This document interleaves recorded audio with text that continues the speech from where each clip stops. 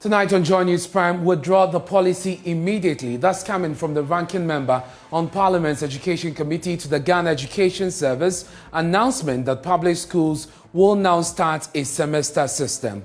The GES has meanwhile indicated they would meet the teachers who have cited lack of consultation, among others, as reasons for refusing to comply with the announcement. They raise issues like this. We do invite them, and we have done that.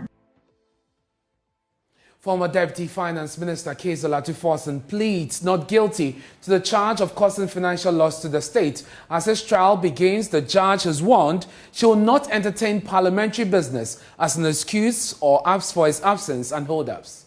This one is a fake ambulance scandal, and we are ready anytime to appear before the courts and put across our case.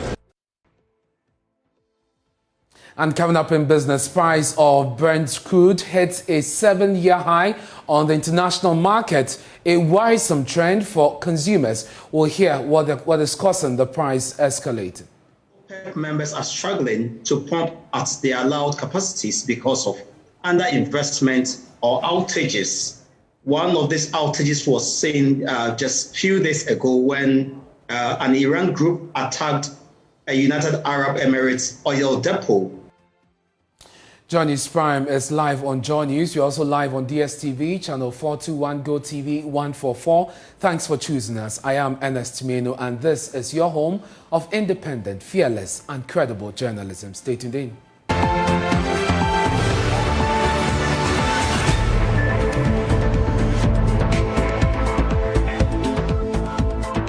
Hello again, let's settle for the details now. There's intense pressure from teacher unions, CSOs and other stakeholders in the education sector for government to back down on its new academic calendar for basic schools. The new calendar, a semester system, will see pupils stay in school for 20 weeks, that is 5 months per semester.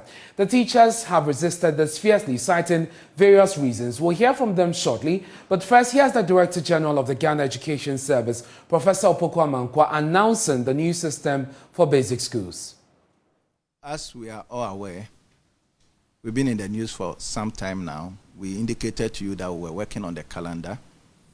The minister set a committee to look at the calendar and to ensure that various challenges that we have with the calendar previously may not occur. We also needed to align the calendar for both the junior highs and then the basic schools. If you remember last year, for example, we introduced a calendar that the junior highs were running semester, but the primary KG had the trimester. This time round, we felt the need to align them, especially at that level where we know that a lot of time the children go to school together. So when you break them, it becomes an issue. So we needed to do that. Then, as we said in our various write-ups, TVET has also joined us, and we felt the need to align our calendar with them. And let me indicate that even though I am announcing it, the TVET schools are equally going to use this calendar for their programs. So the committee worked, they finished, they presented to the minister looked at it, and made the suggestions. We worked on it, and finally we've got it well done. We indicated also that we are working to come up with a calendar that goes beyond 2022. We are about finalizing that bit of it, but we can't keep waiting till that is done. And for that matter, the 2022 calendar, which is ready. Well, the teacher unions, including the National Association of Graduate Teachers, the Ghana National Association of Teachers, and Teachers and Educational Workers Union, as well as the Concerned Teachers Ghana, have asked their members to stick to the old system of the trimester year. Now, General Secretary of NAT, Thomas Musa, says the GES has violated an agreement on the implementation of this new timetable. He spoke on the AM show. At the basic level, we teach. We don't lecture. And if you look at UNICEF's own concept of teaching and learning, they have what we call learning through play. Right. And so that is for those at the very basic level, kindergarten. Kindergarten. You don't go and lecture somebody at KG level. You don't lecture him. You learn through what we call play. Right. You learn through, it is an activity oriented. So for example, when the teacher goes to the KG or class 1 or class 2 to teach, you start with something like my head, my shoulders, my knees, my toes, my head, my shoulder. These are not things you can lecture. These are things that you, the teacher, will have to do, and you do it with them. And it is, it is an activity oriented. You learn through play for 6 good hours. Look, by the time, if you start with the children with this particular activity oriented, don't forget that we are now doing the standard-based curriculum. Right. And the standard-based curriculum, the principle there is that it is the child-centered learning. And so once it is the child-centered learning and it is internationally been accepted and UNICEF is even promoting it now, children must learn through play and all those things. By 12 o'clock, the KG children, they would have been tired. And you see them sleeping in the class. Right. And all that. And aside that one, you are asking the children to stay in school from January to somewhere June. Masa, since 1989, that I did my national service at 28 February Girls Road Primary School and went to St. Thomas to go and teach at the JHS and from there to the training college. I have not done any other work than teaching. I have taught at the KG level, I have taught at the primary level, taught at the JHS, and I've been a head teacher before. This semester is this the first time you're seeing anything like this? I'm explaining this for people to know that I am speaking from a professional point of view, and I am speaking as a practitioner. I have been in the system since 1989. You can calculate the number of years I have been in the teaching profession. And so, this particular thing that we are saying, it is dead on arrival. It is dangerous. Yes, it is dangerous. You to introduce a semester system at the KG level, it is dangerous. Now, speaking on news decks here on the Joy News channel, the Public Relations Officer of the Ghana Education Service, Cassandra Chumampofo, indicated that the unions will be invited for a discussion on this matter. Taking notes of the concerns raised by the teacher unions. And so when they raise issues like this, we do invite them, and we have done that. So God willing, on Thursday, we will meet them and then we'll discuss the issues that we have raised. Of course, they are our major partners, and then definitely whatever the outcome is, we will let the public know. Now, did the GS consult them prior to arriving to this decision? Our pre-tertiary labor unions are always a major part of our stakeholders. Definitely, we can't do anything without them. But whether they were invited, they were consulted or not, we'll engage them again, and they will look at the specifics, and then we'll all come to a consensus. Now, on the ground, pupils have returned to school after the Christmas break. The Chief Executive of the Accra Metropolitan Assembly, Elizabeth Kwacho Tariasaki, charged teachers to find innovative ways of teaching pupils. She said this during the first day of school tour.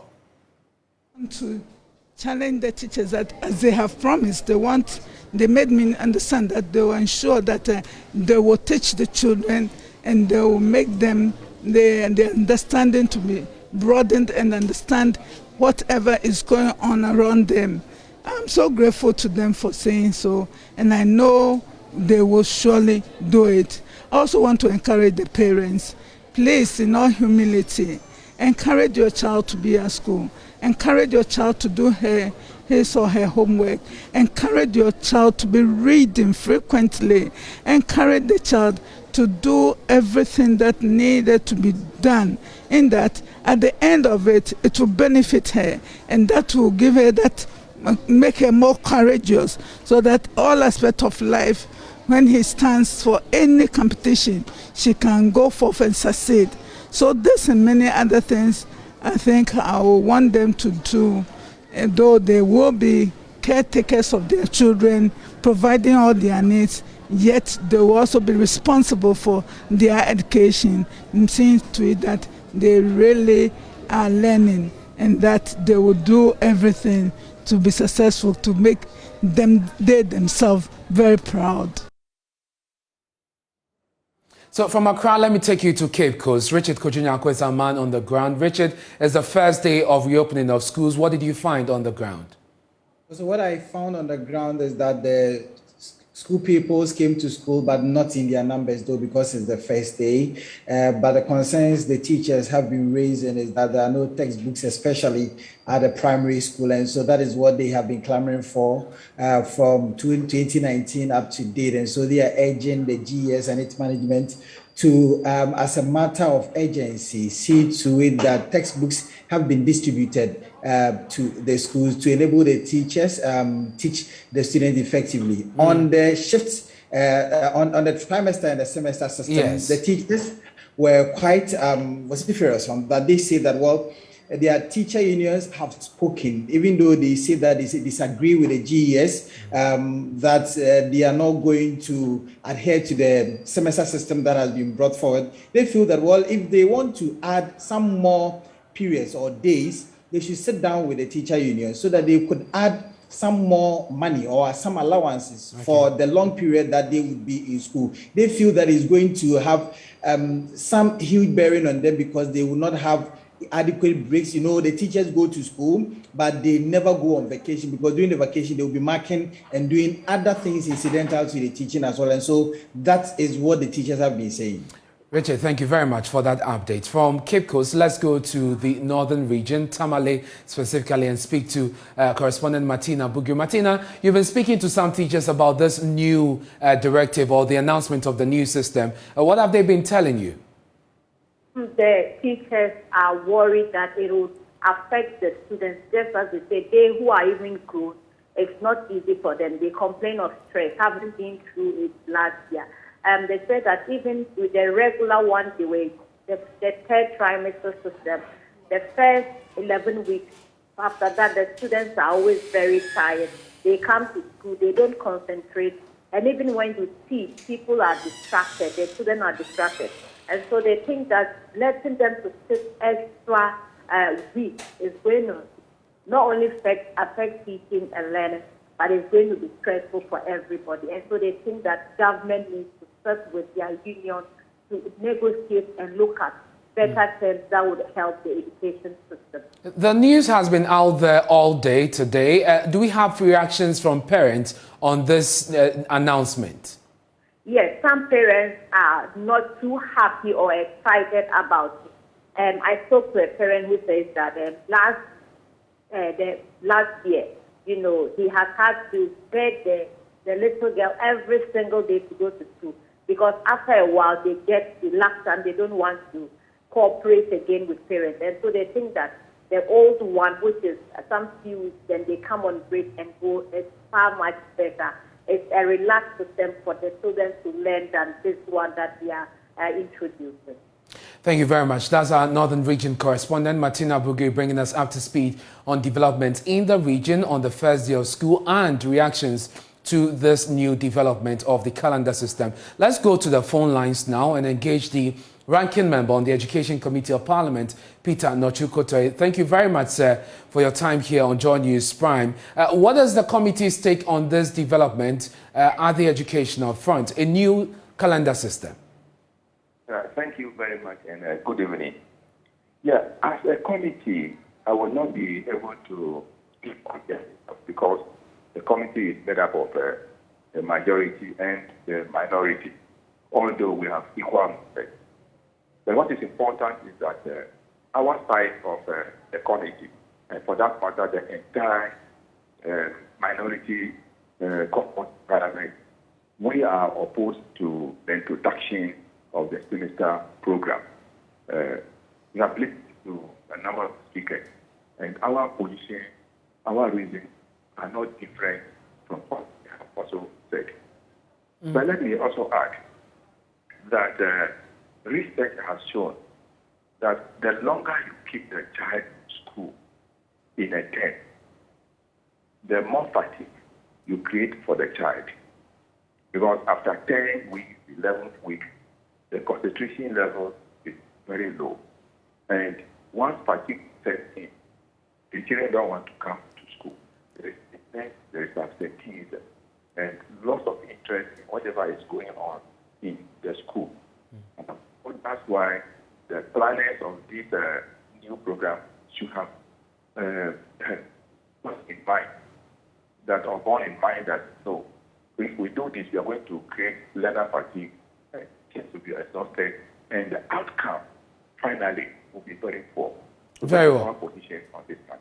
But you're calling for the withdrawal of this calendar. Have you thought about the implications of this? And I'm asking this because those of you on the minority side of the committee were worried that schools were not reopening on time. As of last week, when their counterparts in the private schools were reopening, you were demanding that the Ghana Education Service announces a reopening date. Now they have, just today, and you're asking that this calendar should be withdrawn. Have you thought about the implications, and is that the way to go?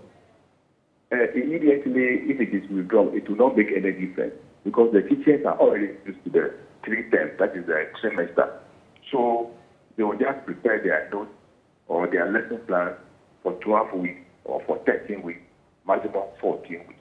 So it is not going to affect teaching and learning if it is withdrawn. And the teacher unions have even sent notice to their members that they should ignore the directive and go by the old system. So there will not be any implication at any level at all. What's going to happen is that work will have to continue. Procedurally, the current program. Yes, procedurally, is this a decision that lies within the purview of the Ghana Education Service, or you think, like Africa Education Waters mentioned, they must seek the consent of Parliament? For seeking the consent of Parliament, it will not be very, very necessary. They can consult us, and we will advise accordingly. Because it is an implementation of a program. It is the GS that is close to that authority or responsibility to take the decision. And if it is not in the interest of the people, then that will come in. So we have the view that what they have done now is professionally wrong, and they must correct it. That is our position. So that the church gets the center of any plan towards giving quality education. That is what we are saying. But as we have learned from the Ghana Education Service boss today, it is just so that they can align the system of the primary school, the JHS, as well as TVET today. And he mentioned that in that news conference he held today, so that we have all the systems aligned and then there will be coherence in policy. Is that not convincing enough? It is not convincing in any way, because we have tried the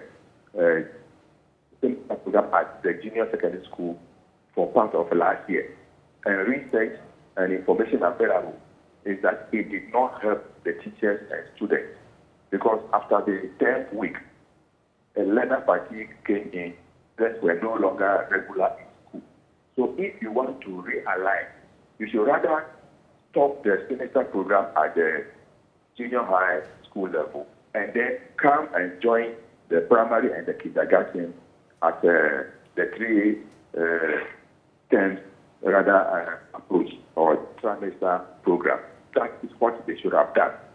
You see, if you look at the ages of the learners, somebody is at KT at age 4, and you want him or her to learn how, not even learn, to be in school for 20 weeks or 5 weeks. It is not good for the health of that child. Very well. When you go to the primary school, we know in some of our schools, the learning teaching environment is not very, very conducive. The furniture is not good. The classroom is only ventilated. And if you let the child stay in that environment for so long a time, it will affect the child's health. These are some of the reasons we are saying that let's go back to the old system, and then it will help us.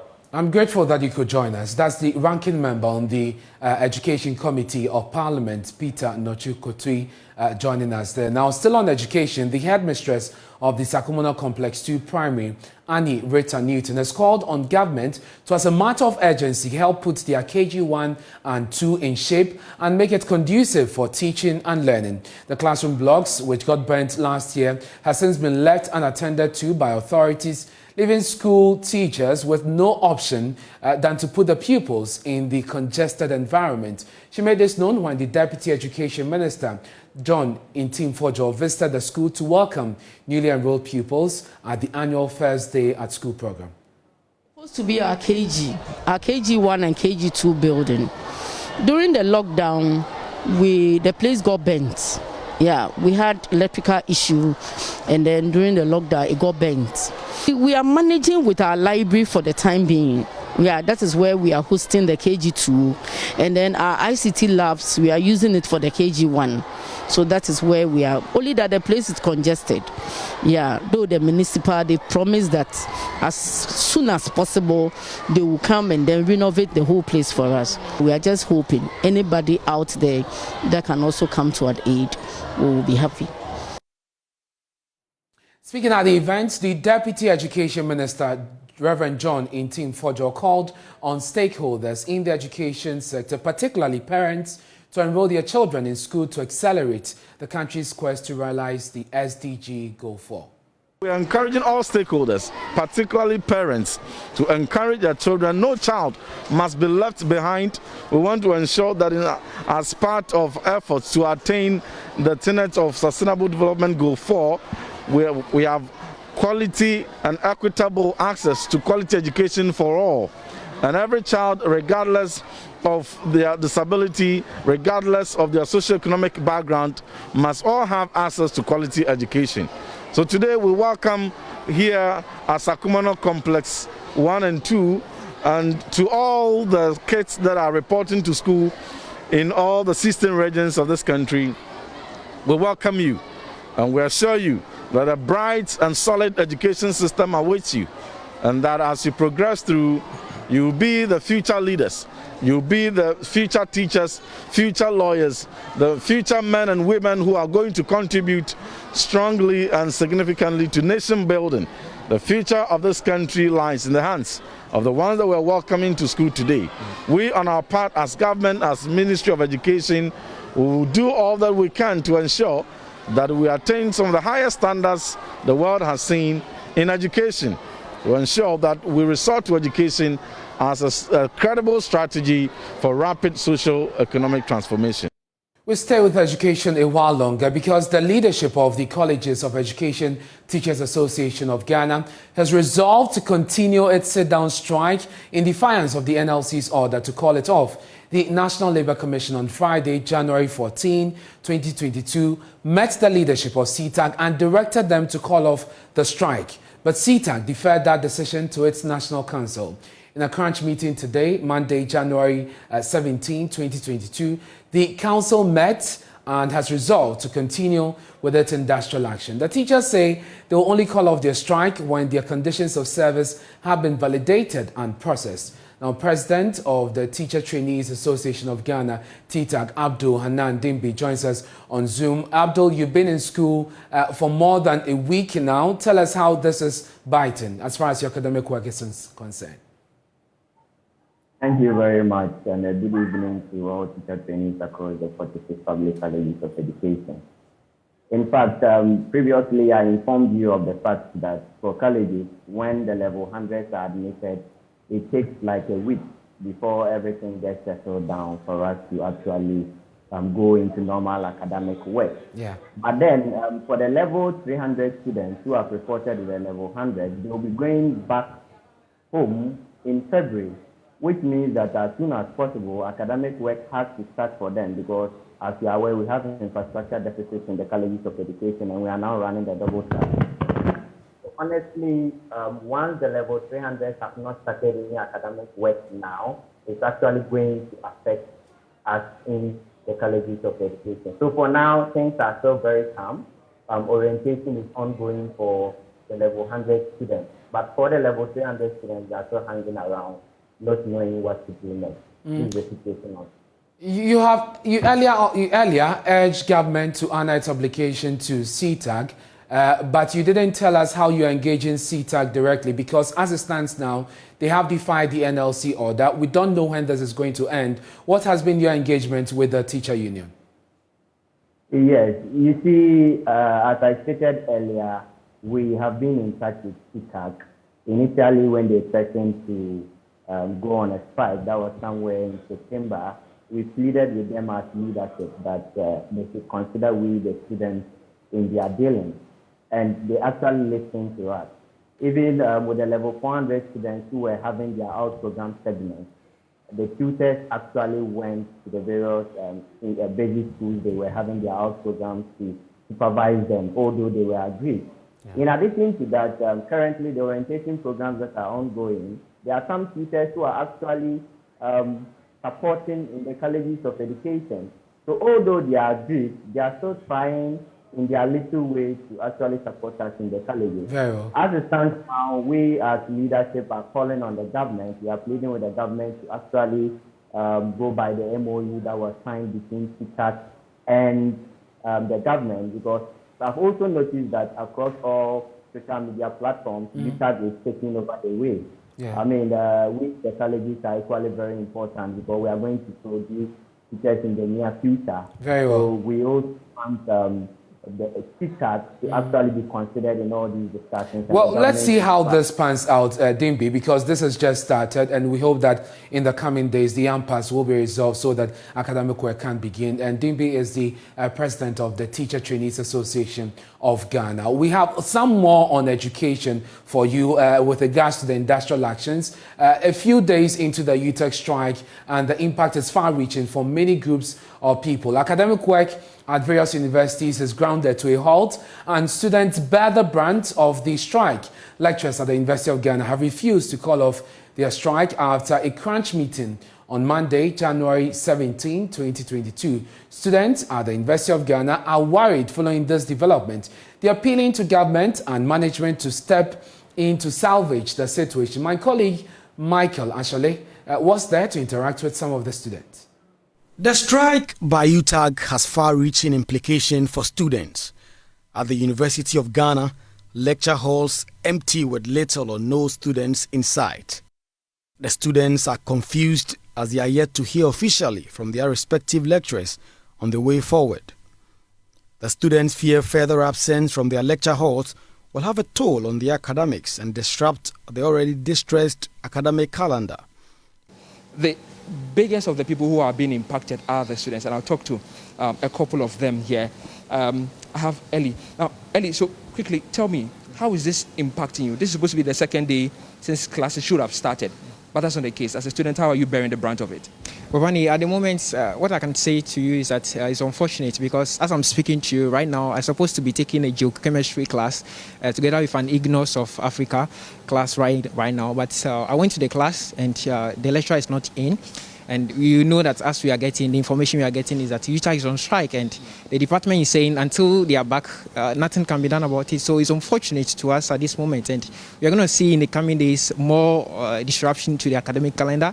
At the time, the management of the university is trying its best to revert to the August starting date for every academic semester. So I think this time government should try its best to be resolving the matter instead of ordering the teachers to go back to the classroom. So that is sociology class, and he went there and the lecturer is not there.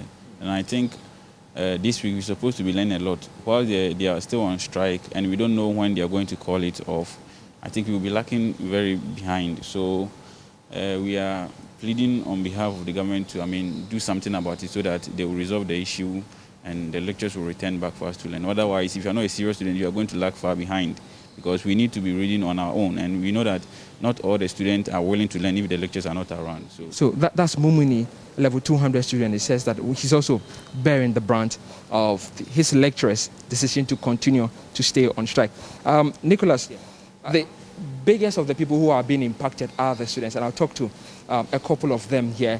I have Ellie. Now, Ellie, so quickly, tell me, how is this impacting you? This is supposed to be the second day since classes should have started, But that's not the case. As a student, how are you bearing the brunt of it? Well, Vani, at the moment, what I can say to you is that it's unfortunate because as I'm speaking to you right now, I'm supposed to be taking a geochemistry class together with an Ignos of Africa class right now. But I went to the class and the lecturer is not in. And you know that as we are getting, the information we are getting is that UTA is on strike and the department is saying until they are back, nothing can be done about it. So it's unfortunate to us at this moment. And we are going to see in the coming days more disruption to the academic calendar. At the time, the management of the university is trying its best to revert to the August starting date for every academic semester. So I think this time government should try its best to be resolving the matter instead of ordering the teachers to go back to the classroom. How about you? How is this really difficult for you as a student? So for me, when I was coming this semester, I had a lot of plans, and looking at the way the semester is going, it doesn't look like all the plans will come to pass. And most of us feel aimless, kind of, because you are going, coming back, you don't know what you are doing. I checked my timetable. They told us that, the timetable, it will change probably if the lectures resume. So we shouldn't really pay attention to that. So. Away from education, the police in Accra on Tuesday foiled a potential bloody gun battle at Mamobi, a suburb of Accra. The Ghana Police Service shared a video of the violent confrontation on its Twitter handle Tuesday evening. Watch this.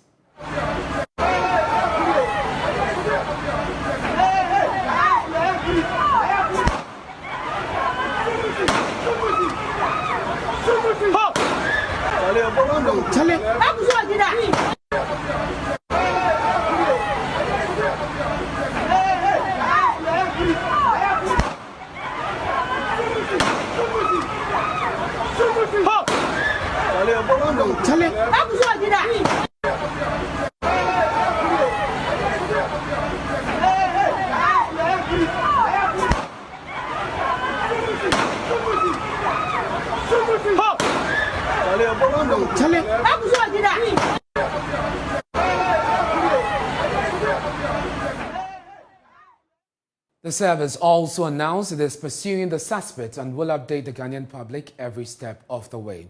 You're watching Joy News Prime with me, Ernest Menu.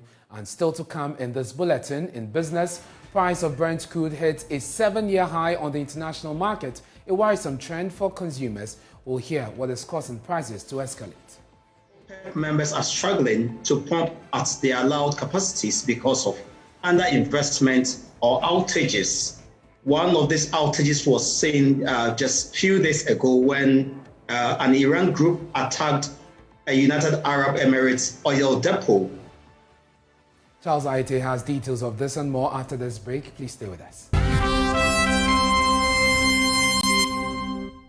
It's time for business. I'm Charles Aite. Crude oil prices continues to hit levels that could be worrisome for consumers of petroleum products. Now, it surged to $88 per barrel this morning on the world market. The development will lead to more hikes in fuel prices at the pumps in the coming weeks. Meanwhile, an energy expert has highlighted underinvestment as a major factor to the continuous increase in fuel prices. According to Nana Emuasi, the 7th, a lack of investment in Brent crude has led to falling supply in crude oil, causing high demands for the product. He spoke earlier on the marketplace. On the international markets, we are seeing two things happening. First, we've seen a squeeze in supply of crude oil and also a demand for fuel, and that of crude oil. What is accounting for the falling supply of crude oil is one, OPEC members are struggling to pump at their allowed capacities because of underinvestment or outages. One of these outages was seen just a few days ago when an Iran group attacked a United Arab Emirates oil depot. Then also we see tension between Russia, a major crude exporter, and Ukraine. But in all this, we are also seeing demand for crude oil and finished products because comparing the first wave of COVID-19 to Omicron, you don't see, any form of restriction. And so there's mobility, and also with steam production still going on compared to what we experienced during the first wave of the COVID. Supply chain not seeing any significant disruption. And so there's high demand for fuel and crude oil on the world market while there's falling supply of same commodity. That's what's accounting for this. And all this geopolitics has been priced in by the market. Now, some oil marketing companies are in court over failure to pay more than 220 million cedis in taxes to the state since 2019. The GRA, which is leading the prosecution, has decided to go this way after several efforts to retrieve the funds proved futile. These taxes were collected by the recalcitrant OMCs on petroleum products between 2018 and 2019.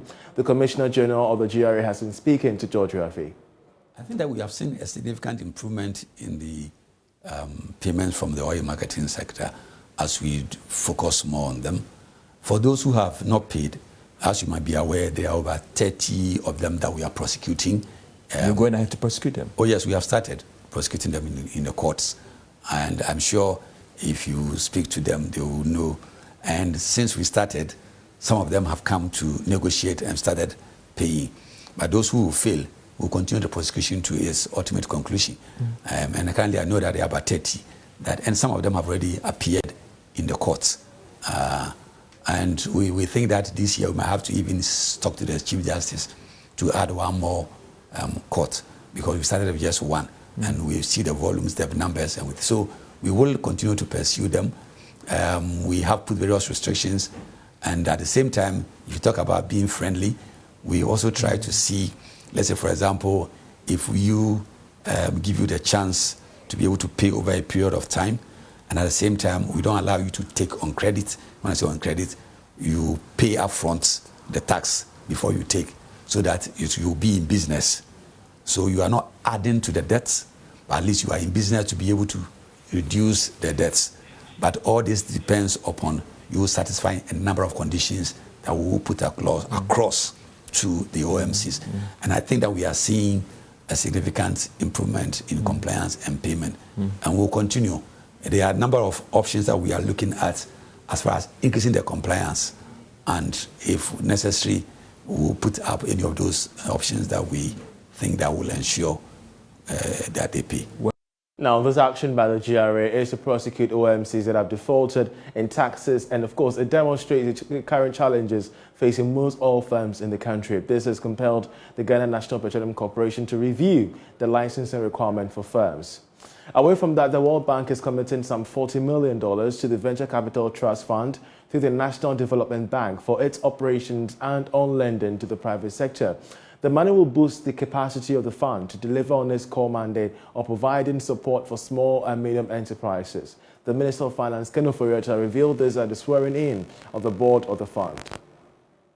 Swearing in the board of the fund, Minister of Finance, Ken Ofori-Atta, said the World Bank facility of $40 million will complement other government initiatives aimed at making the Venture Capital Trust Fund a world-class state agency. According to the minister, the fund is coming at a good time when all necessary challenges with the management of the trust fund have been dealt with. You look at most of these funds that have grown, they are usually able to leverage whatever you give them by about 10 times. So with this $40 million that is coming through our resources from the World Bank, they really should be able to leverage that, and it is that type of entrepreneurship that they themselves should show. But as I mentioned, the visible hand of the state must always be there to somehow prod them and find other resources to support them. Yeah. Meanwhile, former Managing Director of the Ghana Stock Exchange, Kofi Yamwa, has been sworn in as the board chairman of the Venture Capital Trust Fund. He will be leading the team to ensure that the fund plays a critical role in government's quest to enhance investment for SMEs and making the country a financial sector hub. We intend to build a strong corporate governance structure, because you alluded to in your statement, so that, among other things, we can right the bad pessimistic attitude of the past in which it was seen in some kind of light. You rightly also indicated that Ghana, in setting up VCTF, had the SME sector very much in mind, and I indeed support that it should be the focus of this institution. But rightly, as you said, resources to VCTF have dried up. very much in the recent past. So it was one of the things that I was going to mention, that in your second term as Honorable Minister of the Ministry, you should right that wrong. Fortunately, you've alluded to some interventions that are on the way for which you needed to put this board quickly in place. We're very grateful for that. Chief Executive of the Venture Capital Trust Fund, Yao Owusu Brempong, assured that the new board will work hard to turn around the fortunes of the company. Other members of the board include Yao Owusu Brempong, who also doubles as the Chief Executive, Dr. John Kuma, also a Deputy Minister for Finance, and Kosi Yankee Aye, Chief Executive of the Ghana Enterprises Agency. Hello, good evening and welcome to the sports segment here on the Joy News Prime with me, Ore Kwampo. The Black Stars are currently staring the barrels of elimination from the Africa Cup of Nations as they are currently losing by 1-0 against Comoros. They're just 45 minutes away from being eliminated from the competition. Ghana is not just down by a goal, but Captain Andrea Yu has also been red carded. And in terms of the starting 11 for that game, Fatawu Isaku stepped into the team ahead of Joseph Paintel and the like. Let's just go through the starting 11 for that Comoros game, which is currently 1-0.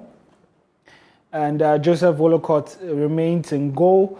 Andrew Adam and Barbara Mann started as the fullbacks. Daniel Mate in centre-back alongside Alexander Jiku. Thomas Partey partners Kofi Tre in midfield. Fatawu Isaku, Jordan Ayew, and then Andrea Ayew would be up top. On the wings is Kamaldeen Suleimana. A reminder that Andrea Ayew was sent off. The goal was scored by El Fadou Ben in the 4th minute for Comoros. And that means that the Black Stars remain bottom of Group C. And if things remain how they are, Ghana would be knocked out of the Africa Cup of Nations. It will be the first time in 16 years that the Black Stars have failed to progress past the group stages. And so interesting times ahead for 10-man Black Stars. We're bringing you more updates on the final results in our second part of the sports segment. When I do come here in and around 8:45, we'll be trying to bring you highlights of the match once they do come in. Also, much later at 10:30, you'll be allowed to air your views on the Joy News channel. We also have commentary of the game, so if you're in the car and missing out on the game and you know you're stepping out, you can also tune in for live commentary right from Cameroon as we talk about the Black Stars versus Comoros. And still talking about the AFCON. Guinea reached the last 16 despite losing their final Group B match 2-1 against already eliminated Zimbabwe. Guinea finished second in the group table ahead of Malawi on head-to-head record after the Flames drew 0-0 with Senegal.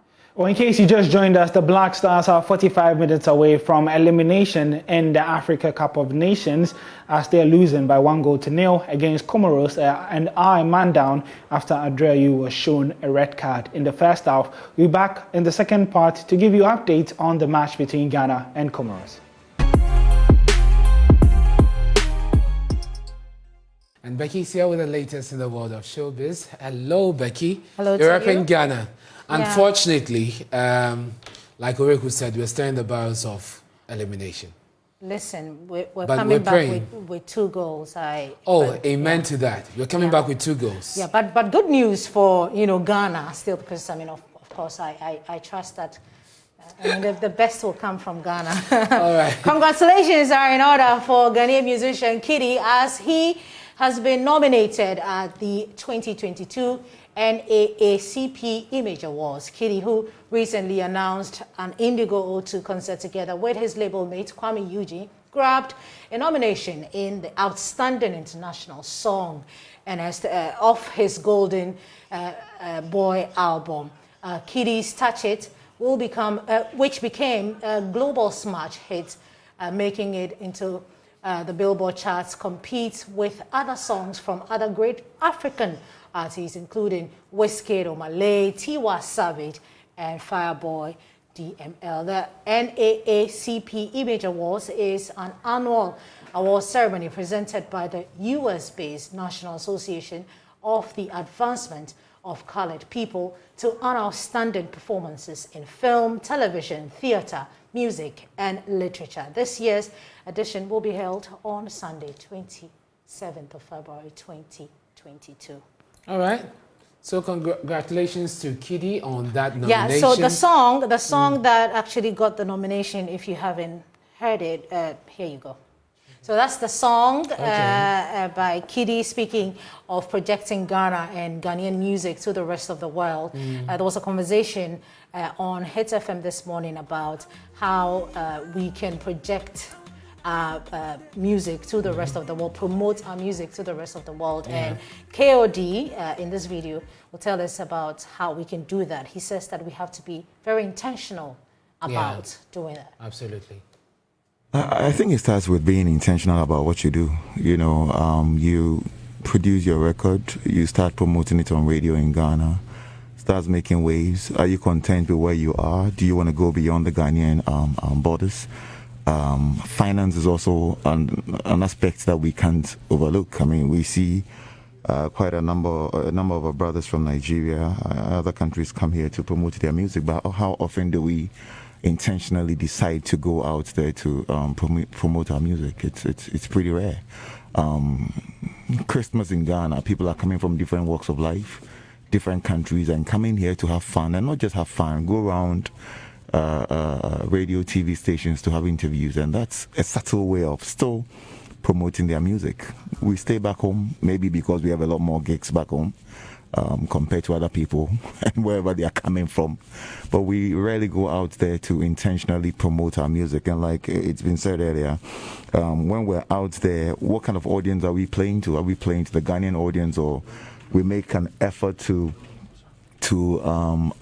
appeal to an international audience? Yeah, those are the things we need to look at. I mean, Ebo Taylor, for instance, I know for a fact that he doesn't work with local event promoters.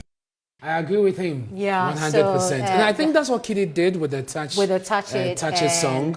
I first discovered it on IG because it was all over. People were using it for their reels. Yeah. And I guess that's an indication of how popular.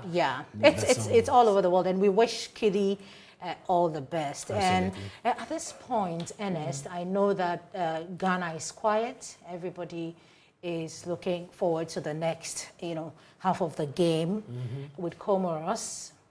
I know that we will win, but I mean, we have to be patriotic, don't you think so? Absolutely. That is why we're still hopeful that even though we are down by a goal, we're hopeful that the Black Stars will win.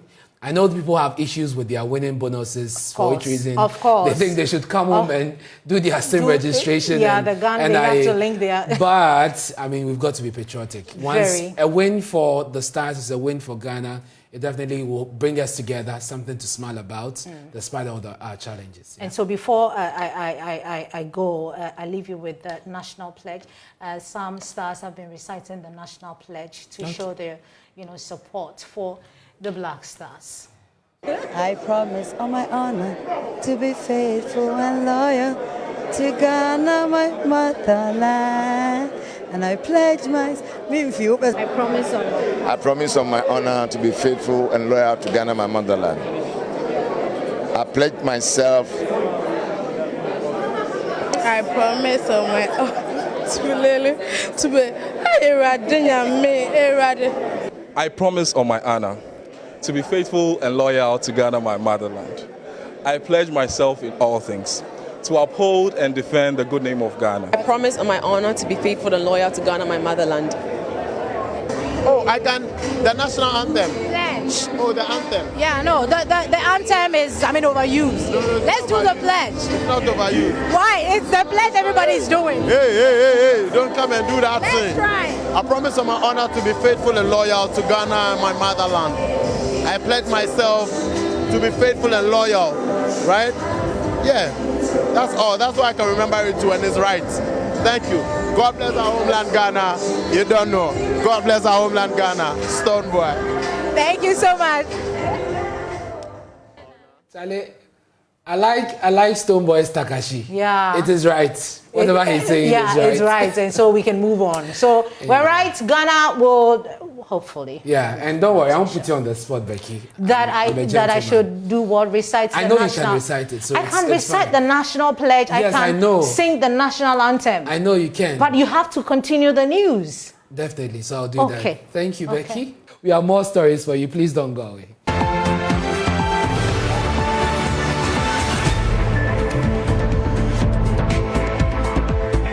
Thanks for staying with us. Now, the Attorney General's office has vowed to produce evidence that will show beyond reasonable doubts that the minorities spokesperson on finance, Kezela Tuforsen, caused a €2.5 million loss to the state.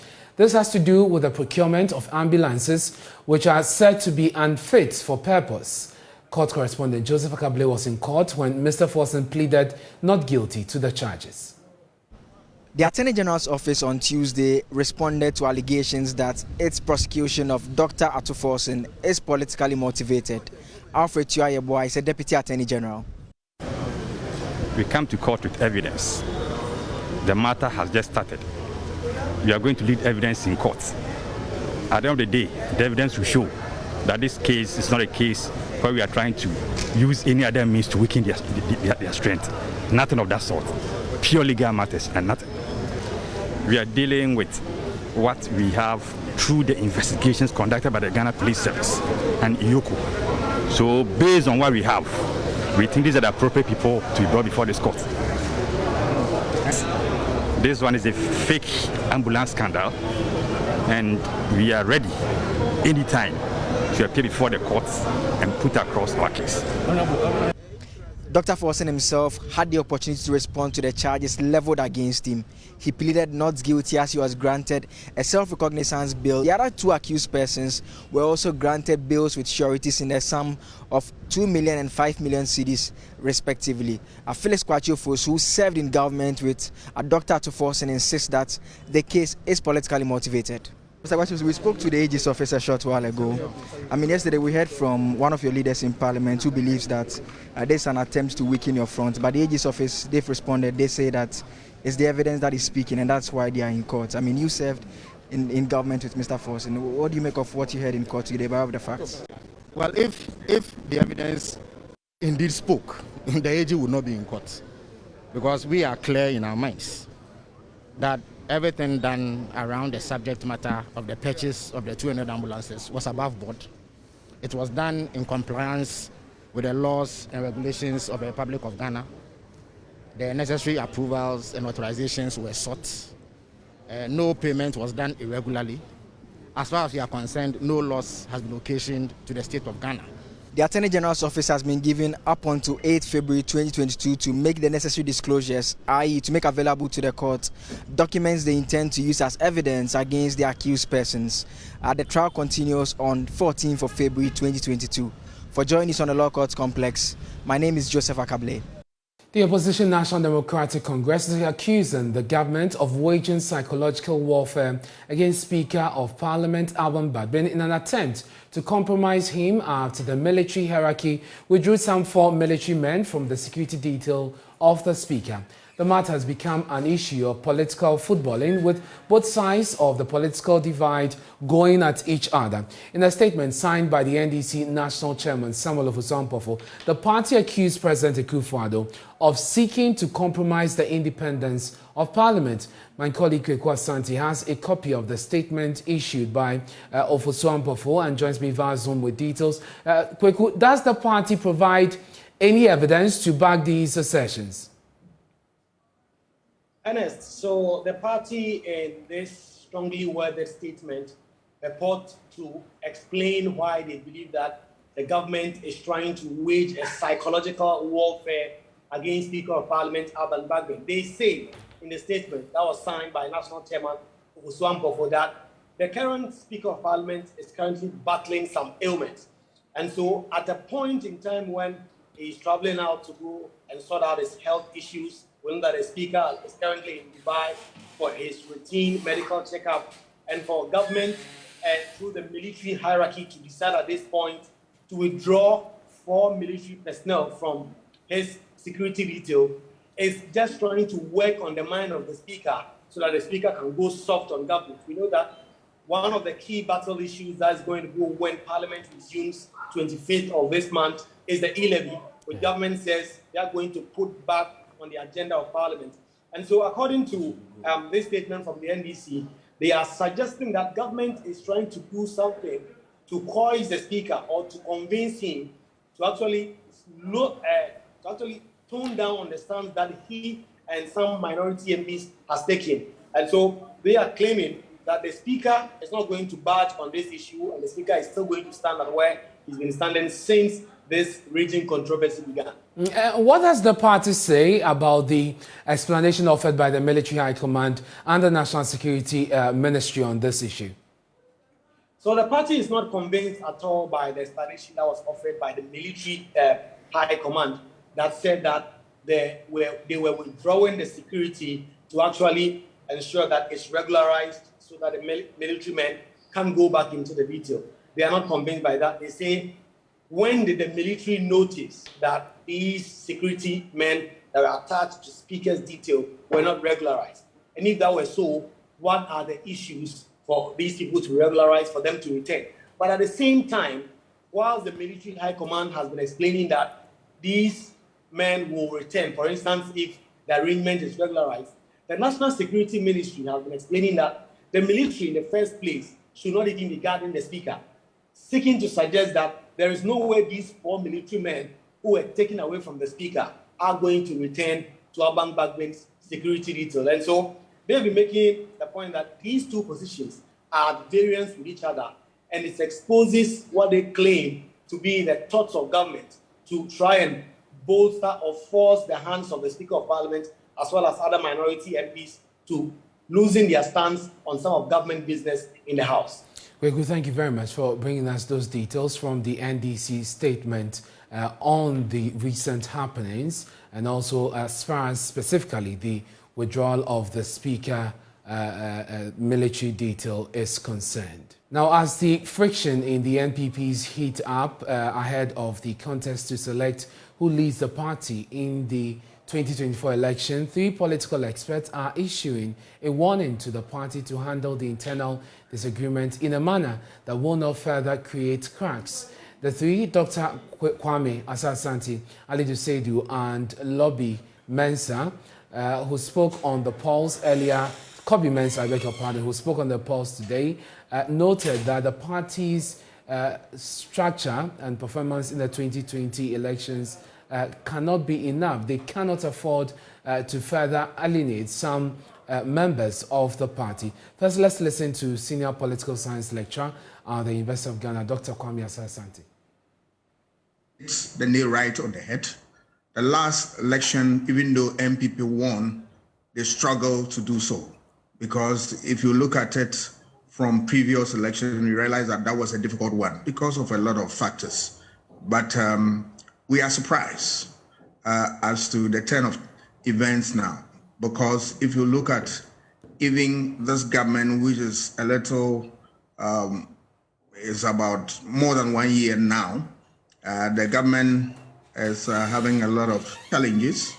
One would have expected the party to be united at this time to be able to forge ahead, work, and support the party to champion its cause.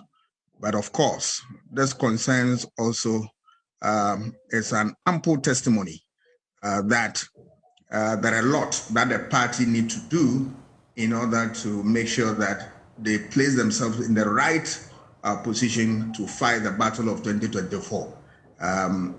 It is very, very difficult task for them now, but they need to be able to look at the best way to handle it, so that people don't feel pain, so that people don't feel isolated within a party that they call their own, that they want to be associated with all the time. So it's a whole gamut of issues that they need to handle, and handle it carefully. Now, his colleague Dr. Alidu Seidu also cautioned the party against selective application of the rules against premature campaigning. I think there have been a lot of accusations and counter accusations about the level of fair playing field that has been given to potential aspirants that want to succeed the president as flag bearer in the 2024 elections. And I think all the press conferences that we have listened to have been able to cite concrete examples to back the claims that they are making. And I think the last time the party reacted to it was, I think yesterday, when the General Secretary spoke to one of the press conferences. And I think he didn't dispute the fact that these things has actually happened and the people who have been punished have been supporting one of the potential flag bearers and not the other. What he just said was that the party's laws will be strictly applied. And I think they have to move beyond just words to be able to put this into action. To be honest with you, victory is seriously a requirement for the success of the MPP in 2024. And like my colleague, Dr. Asa Asante mentioned, even with a united front and being in government, last year was a struggling victory for the MPP. So if the party is not able to maintain that unity and move into 2024, it's going to be very difficult for them. And the NPP must be guided by history. They have lost elections that they were supposed to win simply because of disagreement and the lack of unity. So moving forward, the level at which internal democracy is dipping in this country, the national democratic dispensation and consolidation. So I think if you are able to put your house into order, you don't have the right to speak to national issues when the same rules are applied to you as a political party in the major election. So I think appropriate steps must be taken in a reassuring manner to let everybody know that an equal playing field will be provided. For political marketing lecturer Dr. Kobi Mensah, the party has not stuck to due process in managing the conflict. Honestly, that is a very terrible situation to be in, especially coming from a party that is known as a due process party. And we just recently published a paper that actually looked at the relationships within political parties. Internal wranglings is one of the key issues that actually happen to political parties all over the world. But that is one of the key issues that actually take parties to a position. I mean, obviously corruption, next is unfulfilled promises, and next is opulence. But one of the key things is internal wranglings actually sent a lot of political parties from government to opposition. So clearly, it is something that is a dent on a party that claims due process. Because clearly people are actually saying that that due process is not happening. You seem to be, cracking the whip, on one side, but not the other. And the party's response, as Dr. Ali Dusedi actually mentioned, wasn't that enough to prove that indeed they have been fair in the approach that they are taking. So it's a very serious case for the MPP. And then, of course, they should understand that agency, theory actually happens in political parties. You can actually argue that, yes, the vice president hasn't actually declared that he wants to contest. You can argue that, Honorable Alan Chomantin hasn't actually declared that he's contested. You can argue that Boacheja hadn't declared. But of course, agency, you have the agents, coming out and then demonstrating that indeed the intent. And the vice president hadn't actually disproved it. He had actually gone on to put up actions that suggest that indeed he's contested. Have you taken any action against his supporters or him? No. Of course, you have actually taken action against Honorable Alan Chomantin's supporters. So I think that is very, very difficult to understand. And I'm sure the voters are actually looking at it and they're thinking, well, this is a party that calls itself due process political party. Meanwhile, a former Deputy Minister for Fisheries and Aquaculture under the previous Kufuor administration, Christian Daniel Dugan, has been speaking on this development. Very, very worried. Terribly worried, because if you belong to a party that is your all, you are born into that tradition, and you want to see the party progress. No matter what position you are giving the party, you just want the party to progress, because our tradition is a kind of tradition which I believe, given the chance, we can transform this country.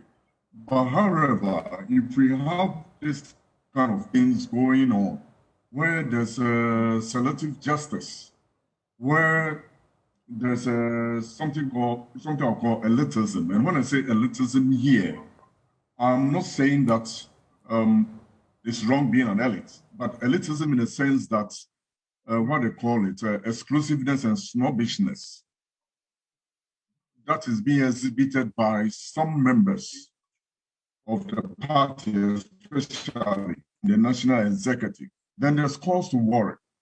The cause to worry centers on the fact that the United Gold Coast Convention, UGCC, was formed in 1947, I believe. But by 1952, it was disbanded because of elitism. You know, the top hierarchy of the party were not regarding the youth and the commoners. And they all moved with Nkrumah into the CPP. Now, you see, rules have been set. And I heard the Honorable the professor also saying that this party is known to adhere to rule of law. This is our kind of democracy. Now, when you set the rules and then you look one way, whilst other people are flouting that rule or the rules, but then you tend to suspend or punish others when they also flout the rules, then you are creating problems for the party. Now, pressure is mounting on the national leadership of the New Patriotic Party to review the code of conduct for internal elections. Although the governing party is scheduled to elect new party executives and the presidential candidates later, 2 years ahead, there is the directive from the National Executive Council asking all candidates to halt internal campaigns. However, following growing agitations that the code of conduct is not being applied fairly, a former Deputy Fisheries Minister, Daniel Dugan, whom you just heard, says immediate steps must be taken to set aside the directives. Now, meanwhile, political scientist with the University of Ghana, Ali Dusedu, is also asking the national executives of the party to constitute a committee to probe the claims of bias in the enforcement of the ban. You're watching Joy News Prime with me, Ernest Menu. We're taking a break. When we return, we'll bring you some more stories. But just before the break, the coalition has rejected the compensation for 2005 victims of the Gambian massacre. Now, the compensation package is proposed for victims and families of the victims of the 2005 state-sponsored massacre of Ghanaians in the Gambia have been rejected. The Gambian authorities under the Truth, Reconciliation and Reparation Commission proposed the $12,000 to be paid to victims and their families through their respective governments.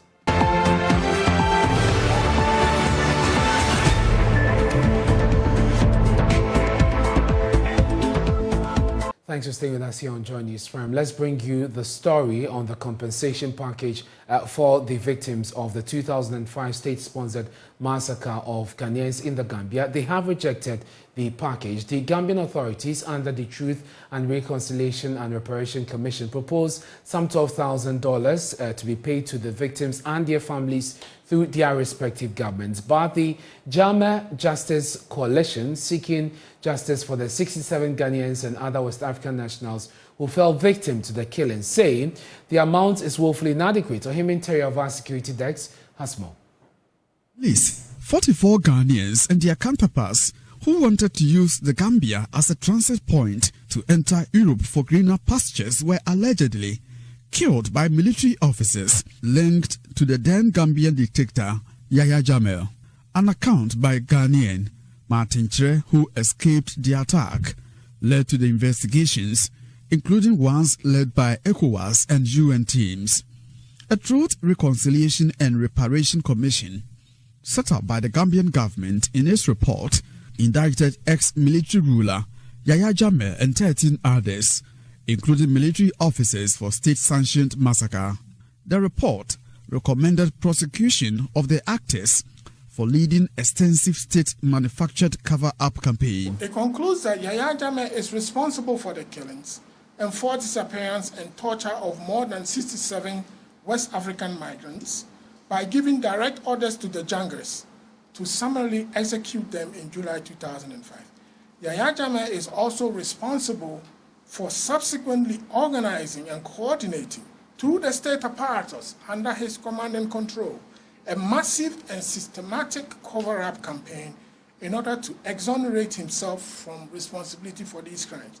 Pending a government white paper in the Gambia, the Commission recommended a payment of a total sum of $612,000 to victims and their families. Coordinator of Jammeh to Justice Coalition, William Nyako, told a news conference portions of the Commission's recommendations are welcomed, but findings fell short of expectations. From the Jammeh to Justice campaign, first of all, we thank the TRC for not only validating some of our own findings, but also having the courage to issue this report, which found Yahya Jammeh and 13 others criminally liable. We accept these findings with regard to their accountability. We also are grateful for the other consequential recommendations that have been made. We, however, are disappointed in the amount. We think that the Gambian government ought to ensure that this amount is increased. Speaking on behalf of victims and their families, the sole survivor, Martin Jre, said only compensation in the region of $15 million will be accepted. Talking about the compensation is not something which is acceptable to the families, those here in Ashanti region and those in Bono Ahafo and those in Eastern region and Western region and Accra. They are not acceptable. So we are urging the government of Gambia to increase the amount, the compensation that the families may be well accepted, so that the matter will be put to rest. We want to see something like $50 million as compensation. The coalition has appealed to the Gambian president, Adama Barrow, to fast-track implementation of the Commission's report. From Kumasi, Oiminteria reporting. And it has emerged that before about 8 hoodlums could make their way into the studios and other offices of the Radio Ada to carry out the attack, 65-year-old receptionist Ruby Ate was ready to face off with them. Now, last Thursday, about 8 men with one wielding a pistol stormed the station, vandalized its equipment, and physically assaulted staff and visitors. The incident has been described as the first of two over the 2 decades of operations by the station, the community radio station in the Greater Accra region. Tema region correspondent Kwame Yanka was there in our report. The 65-year-old receptionist feels she could have done more during the incident to save herself and colleagues, but for her age. In a multicolored African print scarf and face mask, Ruby Ate takes a seat. One would be far from right if he or she judged her by her appearance. She harbors more than what meets the eye and remains in a pensive mood. She shares in an interview how the heavily built men, with one wielding a pistol, forced their way into the studios and other offices. There was a man standing beside me, push me, hold my hand, strongly push me into my seat. Sit down. I said, oh. I started shouting, why? Will you beat me? Why? All of a sudden, they surrounded me here. And I was hearing they are knocking the door, the on-air door, forcefully. I said, I wanted to move. The man in front of me said, I shouldn't move. So I was standing. So I heard one of our colleagues who was on there by then shouting, What have I done? What have I done? He was beaten up severely. The night after the attack was equally troubling for Ruby Ate, as she could not sleep. I was feeling pains, really. I was feeling pains. And still I'm feeling pains because I can't lift up my hands up as I usually do. So police gave me police form to go to hospital. So I went to the hospital and I was asked to come for X-ray. So in fact, we are not safe because we don't know when they will be coming back or whatever they mean to do, whether they finished, whether they will attack us again, whatever. For that, I don't know what will happen next. Member of Parliament for the area, Comfort Doyo Kujo, has since appealed for special protection for the staff as part of creating safe environment for journalists in general. She has also promised to help install CCTV cameras to improve security at Radio Ada, as well as assisting the station with cash. The police at the divisional, regional and national levels have taken up the matter and assured the staff of helping them with resources available. The 65-year-old receptionist is praying to God to lead the investigations to the hideouts of those behind the attack. From Ada, this has been Kwame Yanke's report for Joy News.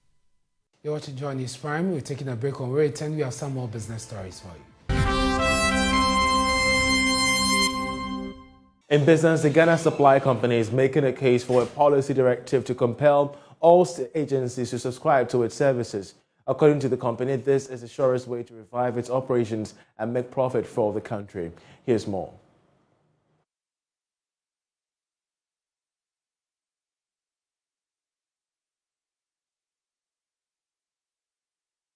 I mentioned in my brief remarks is that of resources. The company, because of its recent past, hasn't got the working capital to be able to make an impact. The competition in the market is very fierce, but it's a government organization. Whereas the private sector can do certain things, a public company cannot do those things. So we need resources in order to be able to compete effectively. And our market is very limited because of the lack of resources. But if we get government support, then we can move forward and be able to, make the company become profitable. How does government comes in here? Apart from giving you the funds, you did mention some monopolies that were broken, and it's not been good for you. How does government comes in here? I think in fact, we are not really looking for funding. We are asking government to come out with some kind of policy directive that will enable Ghana Supply Company to obtain business from government establishments, as it used to do. Like if any ministry or department has goods in the ports to clear, the first point of call should be Ghana Supply Company. If we are unable to do it before they can go into the market. So if we have that support, then of course we'll be able to accumulate enough funds to be able to compete effectively going forward. Are you willing to put this idea to either the minister or cabinet? We have done that before, and so we will continue to emphasize it. We wrote out our plan in the strategic plan. It is still there, and the SIGA has it, and so we'll make an effort to get SIGA to pursue it and get it properly done for us. Meanwhile, a Deputy Minister of Finance, Abinal Asare, has urged the board to improve its corporate governance legacy to make the company a profitable one. What we would like to urge you to do and to look out or watch out for is to adhere to the Public Procurement Act of 2003, Act 663, and the Amendment Act 914, would also want to urge you to exhibit accountability in all that you do. We are hoping that with hard work, we will see the company on track, and the company will soon be able to make some profits and also pay dividends to the state. That is what we are hoping for. We in the Ministry of Finance, together with SIGA, will continue to support you to enable you discharge your mandate as the chairman and directors of Ghana Supply Company Limited. We have no doubt in your abilities to perform, and we know that you go all out and make Ghana Supply Company Limited a company that we all will be proud of, a company that will help government in the discharge of government duties as well. Of Ghana Industries is calling on governments to be innovative in generating domestic revenue. According to the president of the association, Humphrey Ayimdake, this will prevent rising public spending that will drive down the sector and the economy at large. He explains that government inability to be strategic in raising adequate funds will have a great impact on local industries. Well, once the rating comes out, there are implications in terms of government's ability to raise international funding to complement its deficit. And in the reverse, government then focuses on domestic borrowing. The domestic borrowing has consequences for the private sector in terms of raising significant funding for our various businesses. Our cry is that government be very innovative in generating domestic revenue to shore up its appetite for credit, such that it will not crowd out the private sector's relationship with our commercial banks. Secondly, we also need to send the concern that government needs to manage its priorities carefully, such that it will not stifle growth in terms of contraction. Because once government does not raise the reasonable funding to bridge the gap, there could be austerity. And if that becomes the case, contraction and growth will be affected. Our prayer is that government will be very innovative in domestic revenue mobilization, such that the growth target and anticipation for the private sector and the country as a whole will not be affected. We know such ratings are periodical, and therefore into the year, definitely once government policy priorities and policy strategies are rolled out and approved in Parliament, the rating position might change and aid government raking the relevant funding to do its various projects, such that there will not be contraction and growth will come into the country, such that we all benefit from it one way or the other. Over 30 unemployed graduates in the Ashanti region have been trained in the development of mobile applications. The initiative by local business incubator Kumasi Hive is in line with government's vision to support the youth in Ghana venture into entrepreneurship. We have more in this report. Available statistics indicate Ghana has the highest mobile penetration in West Africa. Mobile adoption in the country stood at 55% at the end of 2019, higher than the West African average, which was at 44.8%. With an increasing usage of mobile technology, a horde of people can be served through digital services to positively impact the growth of digital economy. The business incubation firm Kumasi Hive believes the mobile space holds huge potential for the youth. Priscilla Sewajisi is the project lead for the Kumasi Startup Summit. As part of Kumasi Hive's responsibility to get the youth in Kumasi and Ghana as a whole to understand and introduce them to digital skills. Again, Kumasi Hive has trained youth in mobile app development with Flutter. Today, we are having a pitch day which these youth who were trained in these skills are telling us productive gains and business opportunities they can get from mobile app development. The Kumasi Startup Summit saw over 30 youth from different parts of the Ashanti region pitch their business ideas under a 6-week training. The business development training birthed a mobile application expected to aid in the purchase of groceries for students in boarding school. The young developers who emerged winners of the pitch explained the difficulty of students accessing groceries at boarding schools influenced the development of the app. Derek J is the project lead. Maso basically is an app that users can use to order provisions for the awards at the boarding house in secondary schools in Ghana. So the app is meant to solve a problem where a student who is a boarder, the student runs out of provision items.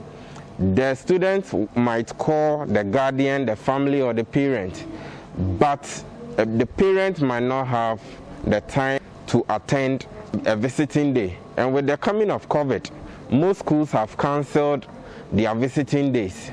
So then, how will this kid or how will this school child be able to stock their provisions? Development Officer for the Tune for Charity Foundation, Kobna Wusu Abibio, is optimistic the mobile application development training would reduce the increasing unemployment situation in the Ashanti region. So we believe that as young people are learning how to develop apps, they will also engage business operators to integrate these apps into their businesses, and by so doing, they will increase their productivity, employ or engage more people, and ultimately reduce unemployment. From Kumasi for Joy News, Emmanuel Bright-Quick reporting. And that'll be it for business. We'll leave you with a summary of international business news. Just stay with us.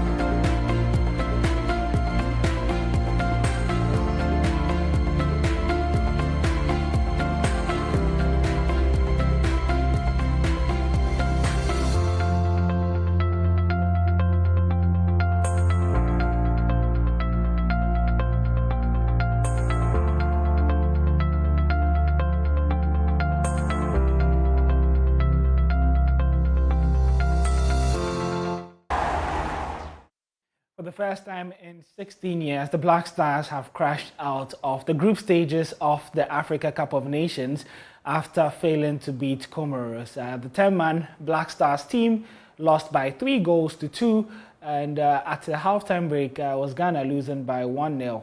And that score did increase to 2-0 with the Black Stars clawing back through a goal from Richmond Boache Yadom and Alexander Jiku. But much later, Comoros sent a dagger straight through the hearts of Ghanaians to eliminate the Black Stars from the Africa Cup of Nations. We'll be doing a lot of analysis after the news at 9 p.m. 1 p.m. Express comes your way, and then you can also air your views on where you think it all went wrong from Team Ghana at 10:30 on the Joy News channel when Fan Zone comes your way. But let's do some more stories where Chief Executive Officer of Ghana Investment, Yofi Grant, in partnership with Binaton Ghana, has donated sets of hockey equipment in support of the Ghana hockey national team at the ongoing AFCON tournament. According to him, the donation is the first of many to come. This presentation is a token presentation in support of sports in Ghana. This is one of the first that we are doing, and it's hockey sticks and a set of hockey sticks and a kit, goalkeeper's kit, in support of our hockey players who are in the African Cup of Nations hockey competition. And it's in partnership with Binaton, who also do a very good job with their corporate social responsibility in many areas. They're in the water space, they are also in the sports space. So this is the first of such token presentations that we are going to do. As somebody who played hockey before, and you see all of us here, these are executives of the hockey fraternity. We all played, and I think it's important that we give back to the sport and we keep the sport going. Hockey used to be a sport that was played at the tertiary schools, and many of us started from secondary school right through university to our working lives. There's an active hockey league, but there's hardly much support from either private sector or from the state. So this is supposed to help us trigger and initiate a system where those of us who play the sport can give back and build back better and stronger.